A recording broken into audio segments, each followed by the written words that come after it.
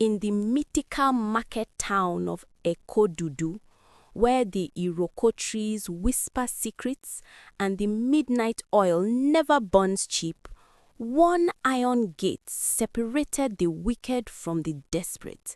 And what happened when those desperate souls finally decided they had nothing left to lose? Welcome, my beautiful people. Hello, my beloved viewers, wherever you are watching from tonight.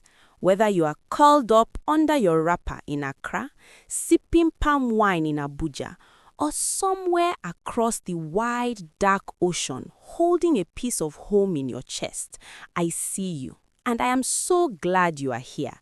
How are you doing? How is your heart? Drop your location in the comments right now. Let me know where in this world you are watching from, because this story was made for every single one of you. And if you have not yet subscribed to this channel, please do it now. Do not wait. This story alone will show you why you cannot afford to leave without pressing that button. Now, let us begin. The gate was already shut when Adaeze arrived home.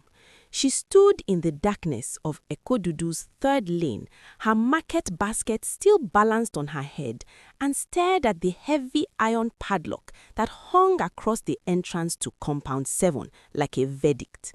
The hour was deep, past the time when crickets changed their song and the bats returned from their feasting.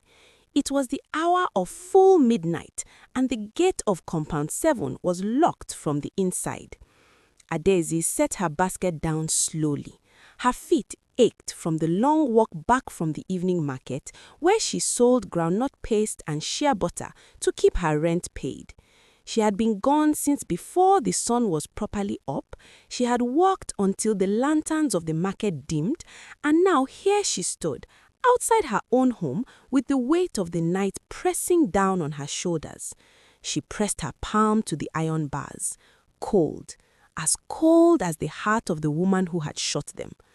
"Mama Ngozi," she said softly, then louder, "Mama Ngozi." Nothing moved inside the compound. The lantern in the main house flickered behind the curtain, which meant someone was very much awake and very much choosing not to answer. Adaeze's fingers tightened around the bars.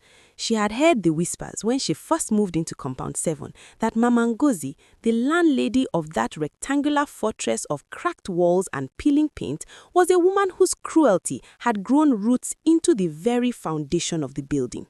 The older tenants said she had not always been this way, that once, long ago, Mama Ngozi had been a woman who laughed like rain on a rooftop. But that was before whatever broke her completely. Now, she ruled Compound 7 like a chief whose people had no voice. She hiked the rent without notice, she poured sour water on the communal washing line, she turned off the compound well at will, and accused tenants of stealing her firewood.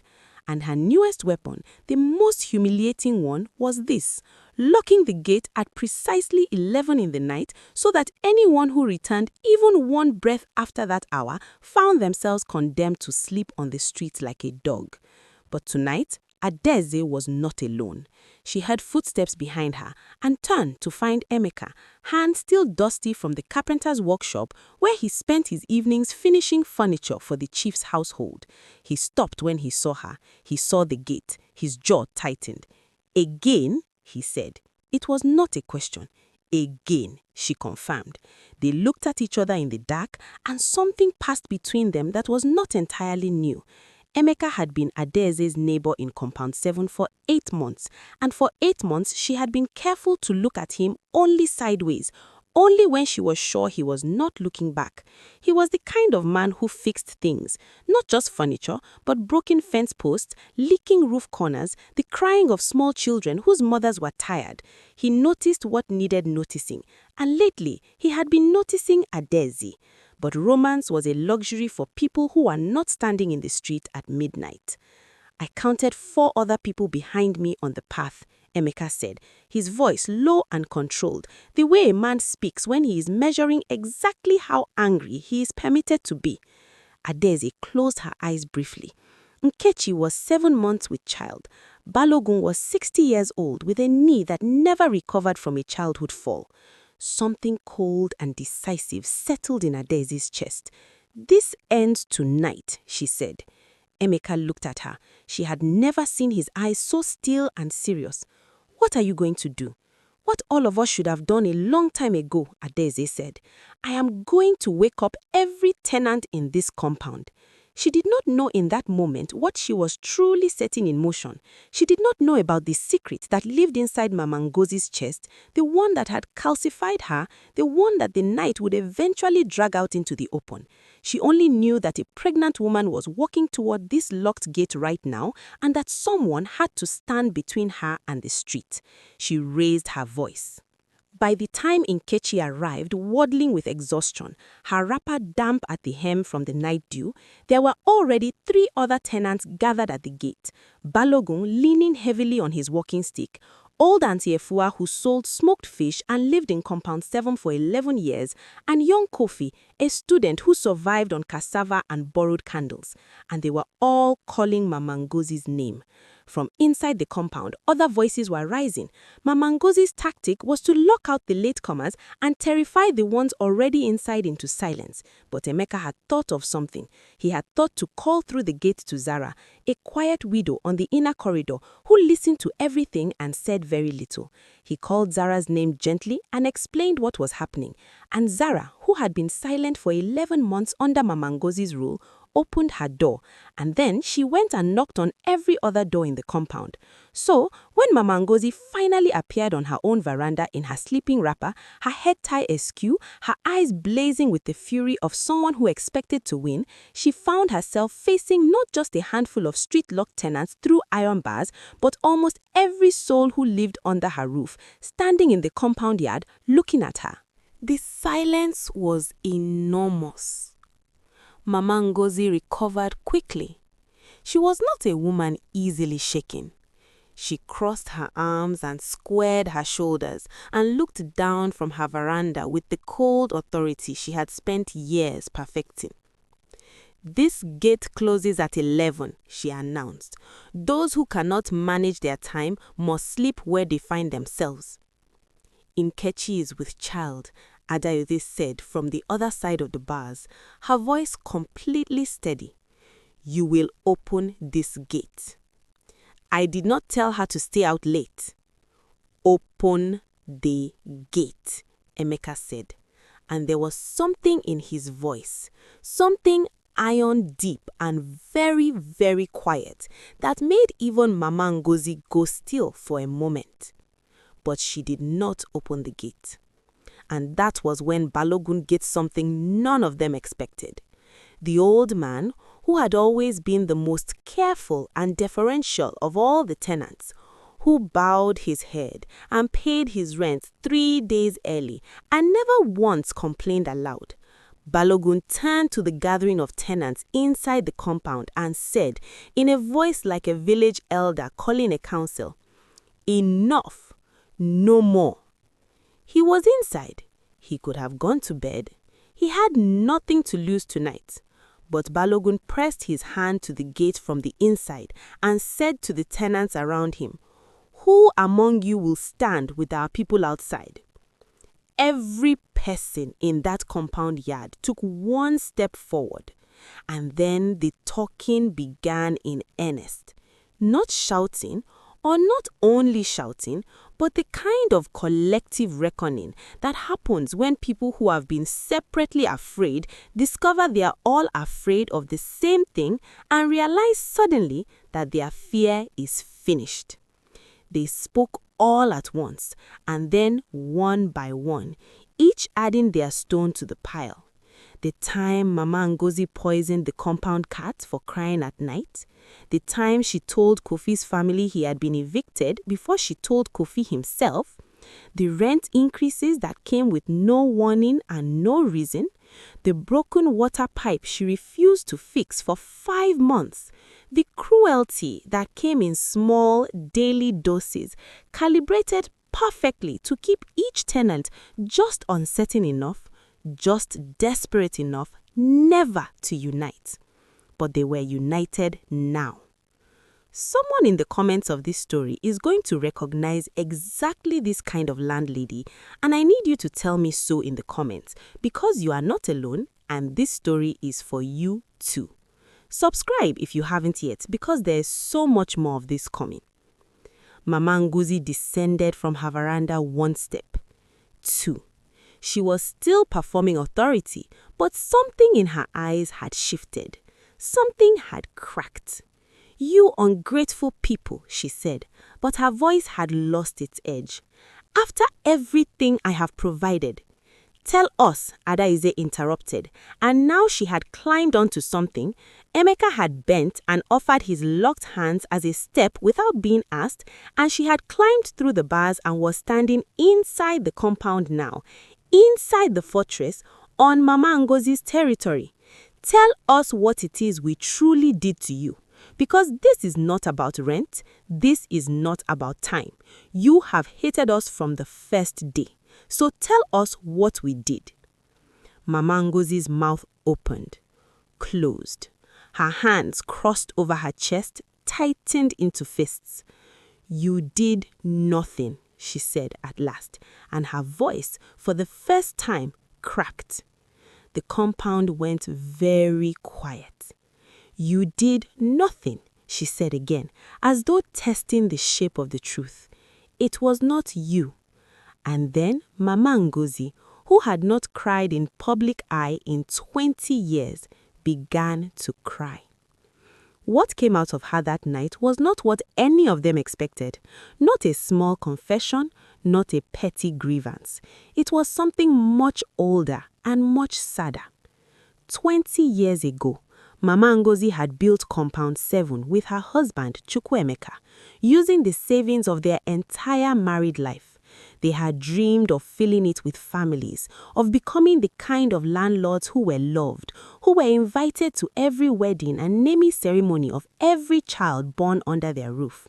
Chukwuemeka had drawn the plans himself on brown paper. He had mixed the first batch of cement with his own hands.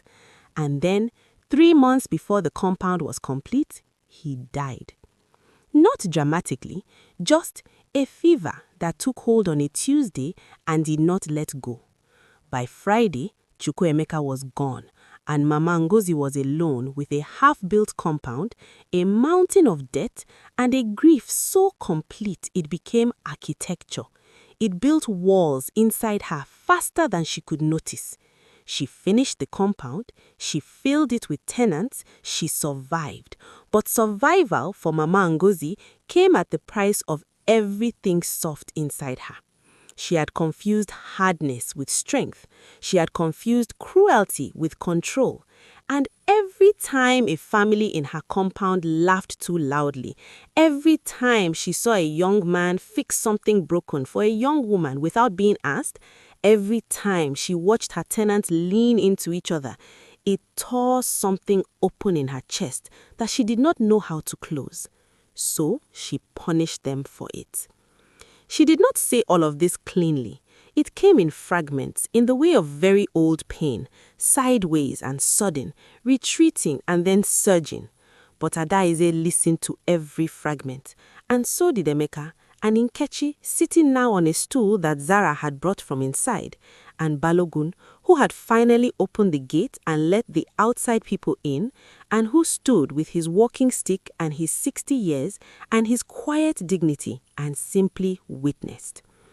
When Mama Ngozi had finished speaking, the compound was silent except for the crickets and the distant sound of the town settling into deeper sleep. Adaize looked at this woman, this small, fierce, grief-hollowed woman who had terrorized them for months, and she felt something she had not expected to feel. Not forgiveness, not yet, but understanding. The kind of understanding that makes forgiveness possible. "We cannot bring him back," Adaize said quietly. Mama Ngozi flinched. "But you do not have to be alone," Adaize continued. "That is what you have been doing, Mama, pushing everyone away so that you cannot lose them. But we are losing you anyway. We are losing you while we are still here." The silence stretched. It was old Auntie Efua who moved first. 11 years she had lived in this compound, 11 years of endurance and small humiliations, and the stubbornness of a woman who refused to be driven out of her home. She walked up to Mama Ngozi and took the landlady's hand in both of hers, the way you take the hand of someone drowning in shallow water, and she said, "Enough of this, my sister. Enough." Mama Ngozi looked at Auntie Efua's hands around hers, and then, slowly, with great difficulty, the way a door opens that has been sealed too long, she let herself be held. What came out next was not a single moment.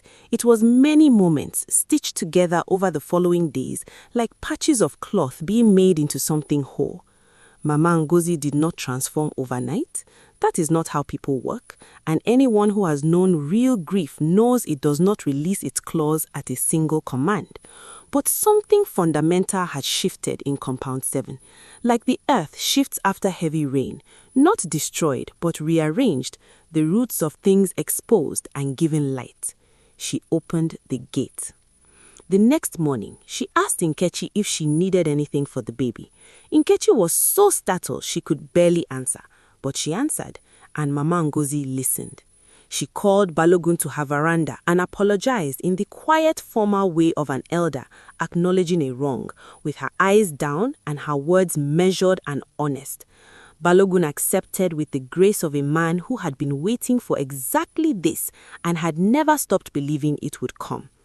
She reduced Kofi's rent, not because anyone asked, but because she had looked at him and actually seen him, really seen the dark circles and the careful rationing of candle stubs, and she had remembered being young and without enough. There was a meeting of all the tenants, and Mama Ngozi sat in it, not at the head, but in the circle, as one among many, and they made agreements together, rules for the compound that everyone had shaped and therefore everyone would keep. A roster for the well, a fair schedule for the washing line, a gate-lock time that was discussed, not declared, and that made room for human lives. And through all of it, Adiaze and Emeka moved around each other with a new and electric awareness. The night at the gate had done something to them that all 8 months of careful sidelong glancing had not managed to do. It had shown them to each other in the fullness of who they were. She had climbed through those bars while he held her weight. He had spoken in that quiet iron voice on her behalf. They had stood together in the dark and decided that something was going to change.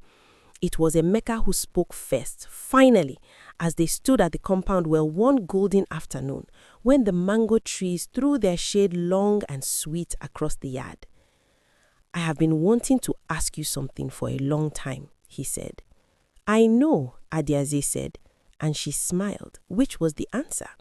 He laughed, warm and surprised and real, and Mama Ngozi, who was watching from her veranda with her morning tea, turned her face away and pressed her lips together, not from bitterness this time, but from something that took her a moment to name. It was joy, old and rusty and barely recognizable, but real. Joy at the sight of 2 young people beginning something under the roof she had built with her husband's hands. She pressed her palm to the veranda rail and whispered something into the morning air. Perhaps it was to Chukwuemeka, perhaps it was to herself, but she was smiling when she turned back inside. Compound 7 did not become a place without problems. Life does not trade in that kind of currency. The rain still leaked through Kofi's ceiling, and the compound still argued sometimes about whose turn it was to sweep the main path, and Balogun's knee still ached when the harmattan came. But the iron gate of Compound 7 now swung open when it was supposed to, and when the hour grew late, someone always left a lantern burning at the entrance so the last one home could find the way. And the woman who had once locked that gate like a punishment now sometimes sat outside it in the evening, watching the lane, keeping an eye out for her people. Because that was what they had become, her people. Not her tenants, her people. The family that grief had made her terrified to have, and that stubborn love had made her keep. Nkechi's baby was born on a Tuesday morning exactly 5 months later, to the sound of ululation from every corner of Compound 7. Mama Ngozi was the first one to hold the child after the mother. She held him like something precious and breakable, and she did not cry, but her eyes were very bright. They named him Emeka Jr., which was not after the carpenter at all. It was a family name in Nkechi's lineage, but Emeka the carpenter was delighted regardless, and Adiaze teased him about it for 3 solid weeks, and he bore it with a grin because by then he had found that he would bear anything gladly, so long as she was the one laughing. This is the way of things in Ikodudu. Hardness breaks eventually. Not because it is weak, but because beneath every hardness, if you are willing to push through to the center, there is something that still wants to be reached. Every gate has a key. Every grief has a name. And sometimes it takes the whole of midnight and the whole of a community and one young woman who refuses to sleep on the street to find them. My people, if this story touched something in you, if you saw yourself in Adiaze's determination, or in Emeka's quiet strength, or even, be honest, in Mama Ngozi's hidden pain, I want to know. Drop a comment below. Tell me which character you felt most deeply. Tell me where you are watching from. And if you have not yet subscribed to this channel, what are you waiting for? There are more stories where this came from. Stories of fire and tenderness, of villages and secrets, of people who lose everything and find something better. Every single one of them is waiting for you.